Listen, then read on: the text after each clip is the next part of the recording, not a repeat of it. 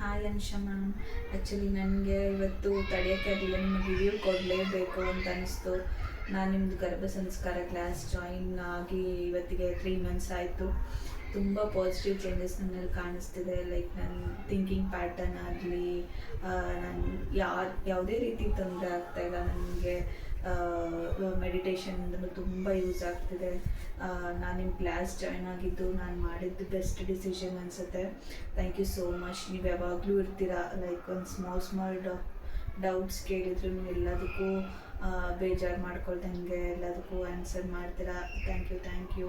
And ಇನ್ನೊಂದು ನಾನು mention ಮಾಡಲೇಬೇಕು, ನಿಮ್ಮದು ನೀವು ಬರೆದಿರುವಂಥ ಗರ್ಭ ಸಂಸ್ಕಾರ ಬುಕ್ಕು, ಇದನ್ನು ನಾನು ಓದಿದೆ. ನಾನು 3 ಡೇಸಲ್ಲಿನೇ ಇದನ್ನು ಓದಿ ಕಂಪ್ಲೀಟ್ ಮಾಡಿದೆ. ತುಂಬ ಈಸಿ ಲ್ಯಾಂಗ್ವೇಜಲ್ಲಿದೆ. ಲೈಕ್ ಬೇಸಿಕ್ ಇಂಗ್ಲೀಷ್ ಬಂದರೆ ಸಾಕು, ಲೈಕ್ ಆರಾಮಾಗಿ ಎಲ್ರಿಗೂ ಅರ್ಥ ಆಗೋ ಥರ ಇದೆ. ಆಮೇಲೆ ಇದರಲ್ಲಿ ಇರ್ತಕ್ಕಂಥ ಕಂಟೆಂಟು ಅಷ್ಟೇ ನಮ್ಮ ಪ್ರೆಗ್ನೆನ್ಸಿ ಜರ್ನಿಗೆ ತುಂಬ ಯೂಸ್ ಆಗುತ್ತೆ. ಲೈಕ್ ಎಲ್ಲರೂ ಈ ಬುಕ್ ಓದಲೇಬೇಕು.